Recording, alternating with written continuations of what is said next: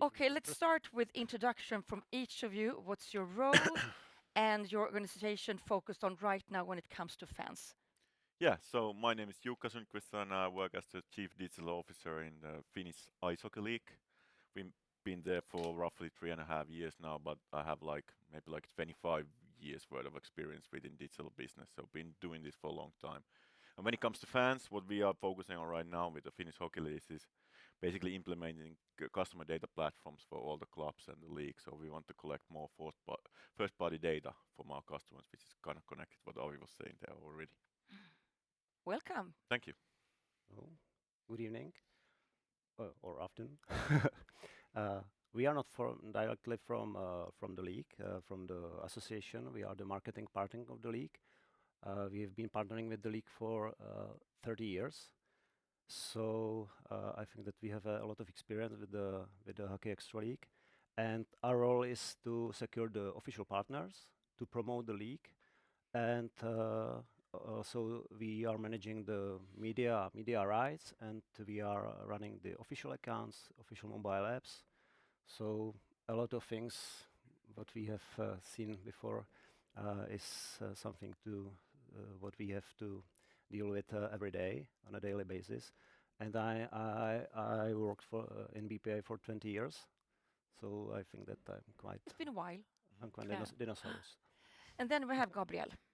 Hi, my name is Gabriel. I'm the CEO of HockeyAllsvenskan. Our only focus is always just fan engagement, and we really try to do things that the clubs can really benefit from. And the way we do that is mainly by just creating as much awareness and interest in the games, the clubs, and the players as we possibly can.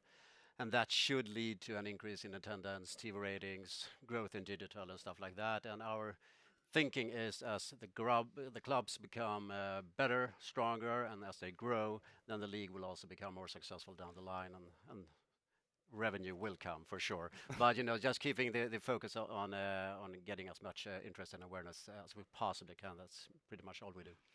And here we are talking hockey in the middle of the World Championship in Stockholm. Any thoughts on the tournament so far?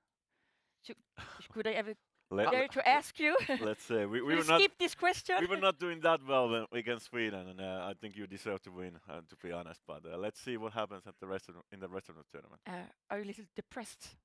I wouldn't go that far, but I'm You not could be happier. Yeah. Gabriel? Well, I actually went to the Sweden-Finland game the other day, but the World Championship, it's cool to have it in Sweden.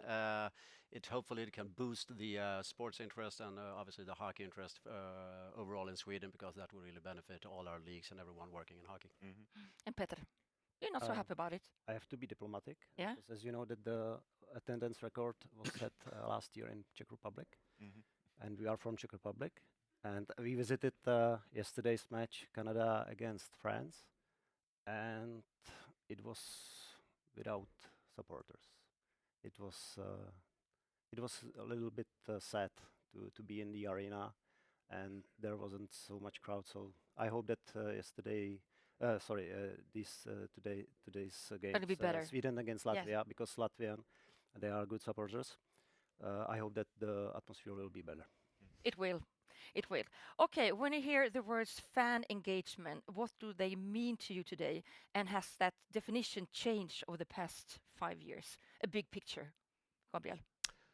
It actually has changed. I used to see it in the way that we were kind of taught in school or in workshops, where you kind of see it as a funnel. Everybody's talking about a sales funnel, where you kind of try and catch consumers and fans, and they start off by maybe clicking like on Instagram, and then they watch a game on TV, and then they buy a ticket, and hopefully they end up selling season tickets. But I think that doesn't really do it anymore. That's still okay. But as we all know, user consumption and behavior has changed a lot. Everybody's much more flexible and fluent, and they want to do stuff and buy stuff and watch stuff on their own terms when they want. So I kind of think that, if we stick to the funnel, then if people don't buy a ticket or don't watch the game on TV, then we kind of used to see them at like lost causes. They won't come. but that's not good because they can be away for like 2 years, 3 years, 5 years or something. So we just have to keep pushing, kind of like a flywheel or something like that. Just keep screaming and shouting and everything for attention, getting back to the awareness and the attention because they will come. So I think the point is that when we used to see them as okay, so they weren't interested, they're not going to become hockey supporters or whatever, and then we just try to do something else. We have to, it will work, but it will take a lot more time, and they will be gone for a while, but they will come back. Peter, do you agree? Yeah, I agree, fully agree. But from my point of view, I would say that the fan engagement is still the same. It's about entertainment, about to have fun. Uh, uh, so this is the same. But in a different But way. we use different tools, Yeah. sophisticated tools. Technology is something we have seen it again. That's something that has changed dramatically and very fast. And our role is to keep up with the pulse of the time and Yeah. with the young generation. And maybe to add on that, I mean, the fundamentals are basically the same, I would say, but it's not a sales funnel. It's more like a loop, like this. It goes back and forth like that, and then with the technology and data available, everything becomes more personalized and everything becomes more automated. But the interaction is still Yeah. there. Yeah. So, Gabriel, HockeyAllsvenskan is often seen as a digital disruptor, not without reason. You go. What are you doing differently when it comes to content and connecting with fans that really sets you apart? It's fascinating because we get this all the time, and we just steal everything from the NBA. It's not that hard, actually. You do, that's true. Yeah, but on top of that, I would say that we think like Mike Tyson, not that much. We're not that afraid. I feel like many organizations, when it comes to sport, are kind of afraid that they don't want to upset someone in the social media universe or something like that. And we don't agree with that. If we can kind of tread carefully on kind of the edge on what's okay and what's not okay, and sometimes we fail. That's okay. Because a few days pass by and then it's all forgotten. So I would say that building a culture where it's okay to make the mistakes. It's okay to be wrong sometimes, but just keep pushing and trying to get as much as emotion, laughter and tears, and the whole sports ecosystem in that way is the way to go. And to that, I would say that from my perspective, I feel 100% that it's much more important just to do stuff, because if you can build the momentum and be progressive, and then maybe it will be good, maybe it will be great, and maybe sometimes you fail. That's okay. You can adjust, and then you come back stronger. But if you just keep doing that, other companies, they haven't even gotten off to a good start because they want to make it perfect, or they're too afraid to make a mistake. So that kind of gives you a lead in So that. if you summarize it, wrap it up in one sentence, don't be afraid. Yeah, exactly. Yeah. Peter, let's shift to Czech Extra Liga. BPA now manages media rights across TV, digital, and OTT. How has that kind of control changed the way you approach content and fan experience? Of course, that the Czech market has its own specifics. We were let me go back to history a little bit, because 10 years ago we were under big pressure to go with the TV rights to the pay TV, but in Czech Republic there is a traditional broadcaster which is a public TV, Czech television, and it was very difficult, and it was even difficult because we generated income not only from the TV rights but also from the advertising partners. And they were reluctant to prolong the contracts because at that time the pay TV don't has so much penetration as they have today's. So we split the rights between the public TV and pay TV, and before the season 23-24, when these long-term contracts was ending, we made a new media strategy, content strategy. We were in touch with the WSC, and we knew that we want to cooperate with the WSC, and we have to optimize the media tender, the terms of media tender, and splitting the media rights between the different subjects on the Czech market. So we have these days the main broadcasters pay TV, One Play Sport is called at today's.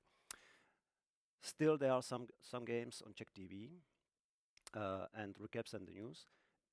We granted the highlights, official game highlights, which is also do by the WSC platform. automatically to the most visited website, which is sport.cz. And still, we keep quite a lot of rights to do near live clippings and different content on the official accounts within the mobile apps and for the clubs, which is very important.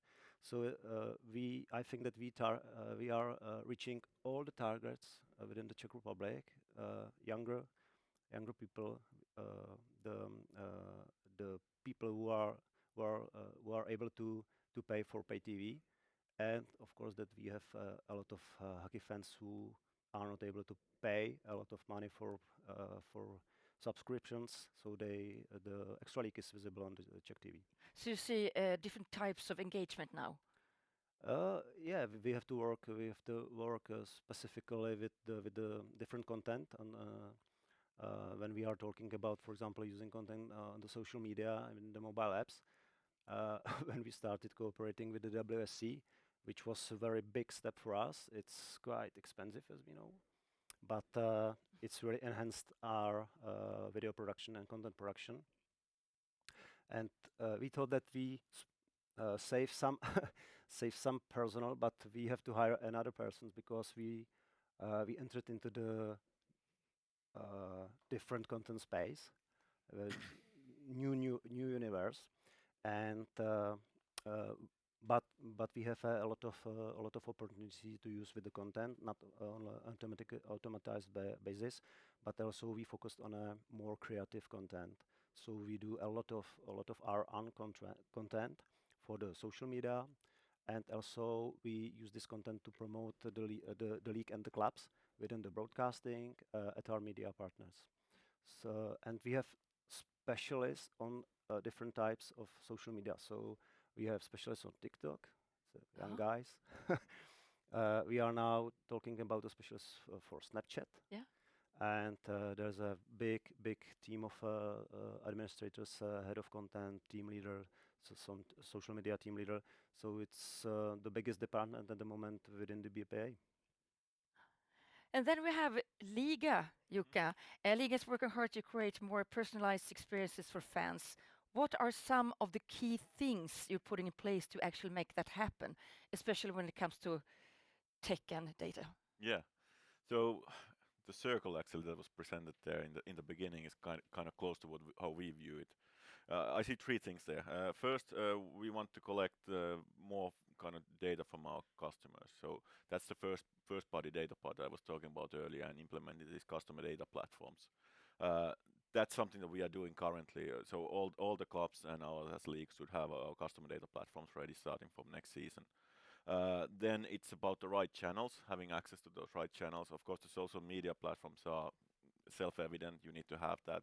But we have been also investing quite heavily on our app environment. So we have all the clubs and us as a Liiga in the same app environment. And we can do the development in scale with that. So we've been able to put, for example, all the season tickets to those mobile apps, all the individual tickets are coming there.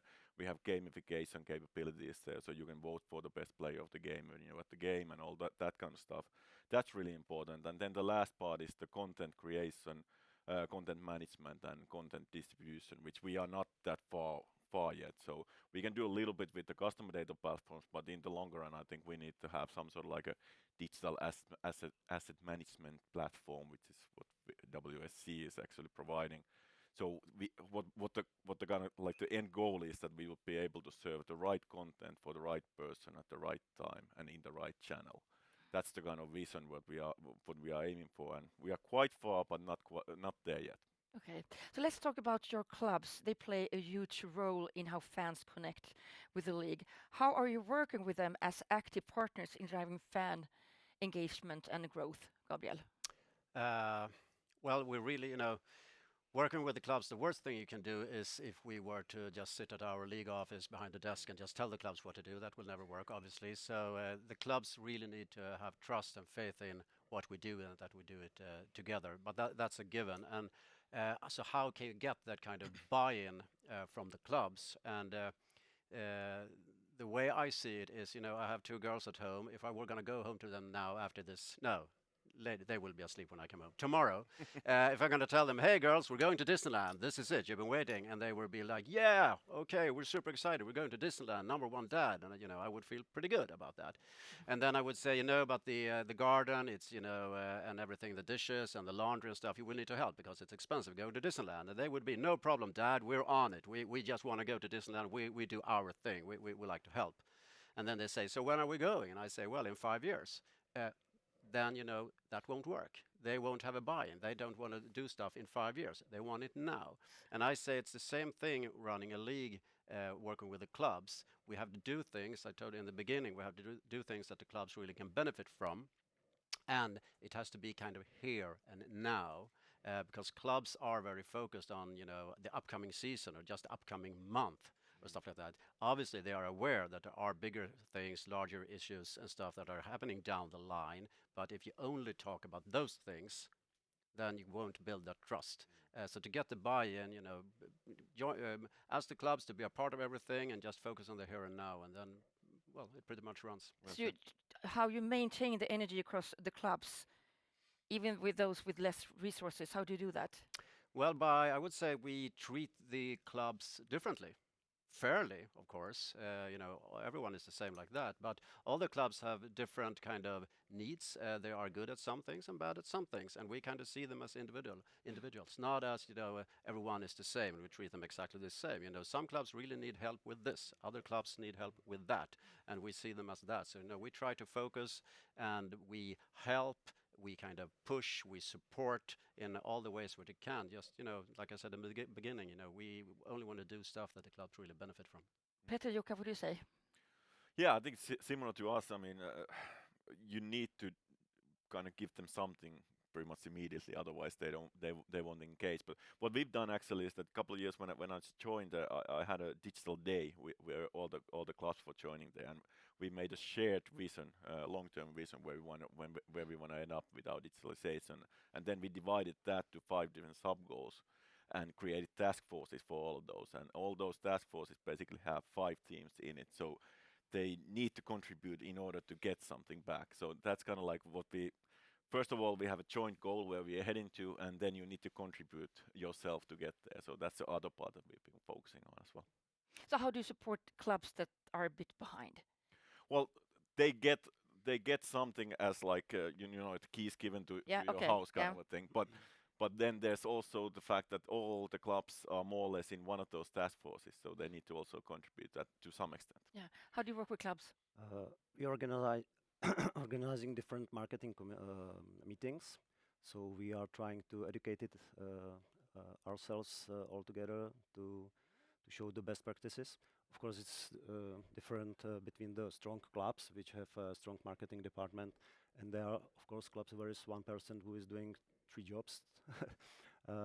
But I think that regarding the marketing communications, we have 3 main pillars. It's sports, data, and entertainment.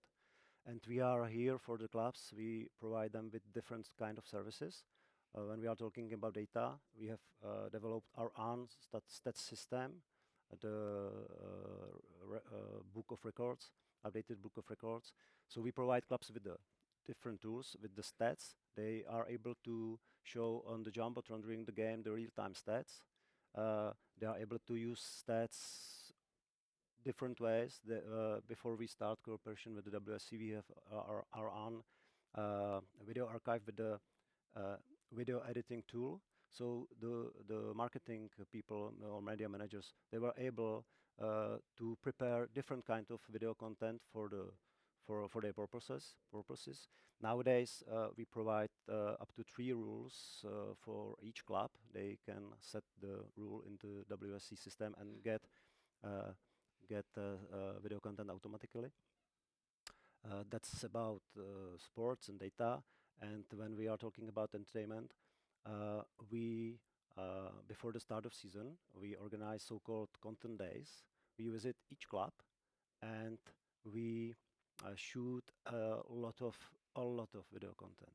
So besides that common sports video content, we shoot with the players, with the clubs, different funny videos, trivia, quiz, a lot of content.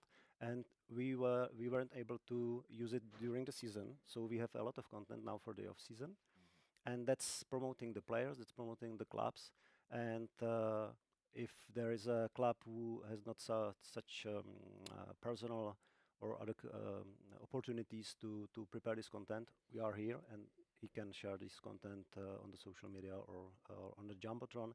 And last thing, we also are here to get different club activities in the broadcasting. We have a very good cooperation with the One Play Sport.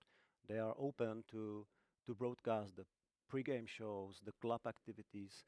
We have new formats when the clubs are able to promote, for example, and sell directly to the broadcasting the merchandise and inform the hockey fans not only on their channels but also through the official broadcaster. Great. So let's talk more about technology, in what ways it's helping meet fans' growing demand for content. How can it support more personalized storytelling? Do you have any examples? I would say that one thing that we have learned really over the last years, because we measure a lot what we do on social media, and I would say that I'm kind of fascinating with the kind of importance of captions. You know, just the text on Instagram and Twitter and Facebook and whatnot, and that really makes a lot of difference. That was kind of surprising to me. You know, just a few words here and there, or the amount of words or whatever. Choosing those captions carefully is it's a challenge. We have been successful there, so that's really nice. But I didn't see the importance of that for like 3 years ago. But it's new to me. So you've learned something. Yeah, I learned something, Yeah. so I'm excited. So what kind of content have fans responded to the most so far, Jukka? Well, for us, it seems that it's almost those funny things that get the most impressions and reactions almost. So if somebody like unintentionally collides with the referee, or somebody is shouting to the referee as a coach, and or gives some sort of like a funny sentence in the press conference, those sort of things seem to be capturing quite a lot of impressions and reactions. So what happens when there are no games? How do you stay relevant? Uh, I said it. I mean, how do you Yeah, keep we fans had a engaged when the we lights had are off? a lot of content with the players, different quizzes, trivias, skills competitions on the ice, of the ice. We played tennis on the ice. So really a lot of funny funny videos. And when we are in the off season, of course, that we are tracking the extra league players on the World Championships. We are reminding best actions, extraordinary performance from the season. And of course, it's also the time to relax and to prepare for the next season, because we have quite detailed content strategy and content plan, and we have to prepare it because even now we are scheduling with the clubs the time when we are visiting the arenas and the clubs. But can off-season be an opportunity? The off season, every off season, like now, I'm kind of envious of the American sports leagues because they have draft and trade, things we don't like in Europe. But so that's amazing. But since we don't have that, I would say that the off season is great, obviously for silly season as a player movement, but also for behind the scenes kind of stuff. We can go, you know, with just tag along with the kit manager or some kind of charming individual in the clubs and just show them what they do every day. That's usually the way to go. What do you say? Yeah, agree with all those. Like maybe just as a boring topic, just announcing the new regular season schedule and putting kind of emphasis on that, like what games are there and things like that. And then you can also turn that into like a first-party customer data collection campaign, because then you put something like sync to calendar or something like that there. Makes sense. But can you share an example of off-season content that really surprised you? I knew that this question was coming. I was thinking that I can't. I to was be thinking honest. about it, and So- honestly, You're not an off-season Yeah. people. We did a thing last summer. We turned out pretty good. We did a survey, you know, on social media called 10 Things I Hate About Hockey. And what we wanted to do was just to find, okay, so what is it people don't like? Could it be some things, you know, we do at the games? Could it be certain rules or whatever stuff it is?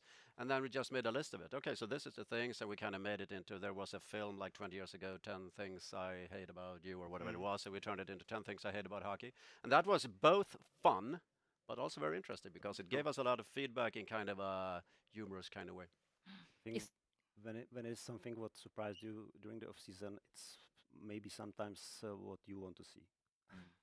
it sounds like off season is not your best time of the year. You Well, look like a little smaller when you talk about it. Well, it's also time to kind of do the new planning and kind of regroup a bit. I mean, it's not the biggest team, of course, in each of our leagues. I would say that is doing the work. So it's a bit of a planning and maybe recharging the batteries as well. But it shouldn't be that much, I have to And say. of course, it's time of evaluating the last season, the meetings with the partners, with the Mm. clubs, and really to be better in the next season. Mm. and I would say the off season is kind of short. Hockey Yeah. it ends in the Yeah, end true. of like April, Yeah. and like 2 months, and then it's summer. But once summer is over, start of Yep. August, then it doesn't feel like off season. Then it's pre-season. Yeah. So I used to work in football, and the off season was much longer, for like 4 or 5 months. In hockey, it's kind of short, so that's a big True. difference. Definitely. Let's open it up to the audience. Do you have any questions? Please raise your hand. Tell us who you are and ask the question, but we need you to have the microphone. Everything is clear. Is yes. Who are you, Mister?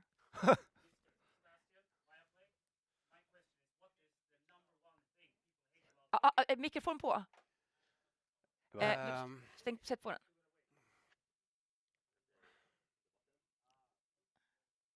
So once again, Mr. Sebastian from Viaplay. Hi, everyone. Hello. My question is, what is the number one thing Swedes hate about hockey? I wish I could remember. Viggo, Oh. are you here? Can you remember what was top that list? He doesn't remember. Well, the things that came up, too many games was one thing for sure. People want to sometimes see more physicality in the game, that they feel like, all the skilled players have too much leverage, and that might be true. But still, that could be good. That's just, you have to choose one side. There wasn't kind of any super surprises that came up, but it was still a cool list. But now I need to check afterwards. I have to go online and see what it was. Cool. Thank you, Gabriel. okay, looking ahead, what's one innovation or shift that you're most excited about, either for your league or for your fans? Let's start here. Okay, I think it's impossible not to kind of say AI at this point. That thing is just like the pace that it's kind of developing right now is just insane. It's hard to catch up. We've been trying to do just the basics more or less. We've been basically putting our stats database into AI and teaching it, and now it's able to answer the difficult stats questions and things like that. And then also utilizing our ticketing data and trying to do predictions about what the kind of sales will be and things like that. But there's a lot of things there that we have not even captured at all. So I'm looking forward to getting like things like So many things. real-time cartoons playing the hockey game, like Disney characters or something like that. It's totally doable. It's just somebody needs to do it. A bright future. Yeah. Yeah. You? It's not easy to choose just one thing, but we have a really great experience with the Ray-Ban Metaverse, so Ray-Ban Meta glasses. We give these glasses to the when we have a medal ceremony, to the director of the Extra League. So we have a excellent exclusive point of view video when he was awarding the medal to the winning team and to the finalists. We also give this glasses to the players. So we have exclusive footage from the celebration on the ice in the locker room. So it has also the representative of our main partner. This is a brewery, Radegast, and when he was handing over the glass full of the beer, and the captain of the winning team was enjoying this beer, and we also use these glasses for the leaders of supporters, which is the quite sensitive people and group. But it was famous. It was really popular this content. Kind of similar to Jukka, I would say. What has it been like? Maybe 10 years or so. People have been talking about, we have to be mobile first. Sure, that was true. And Aviv, you did kind of, this and that, the vertical and the landscape thing. And going back to what you said, I think that, the shift now we've gone from like platform to mobile first. Now we have to be AI first. And what you said, I totally agree, but we can't see it as AI first. It's like having something and then kind of putting AI patches or stuff on it. No, it has to be the platform, the kind Right. of very foundation on and the base on what we are building. That is AI first. How that will play out or happen, I have absolutely no idea, but I know that's the way to go. Yep. The best hockey panel ever. A huge thanks to you. Thank you. Thank you. Thank you.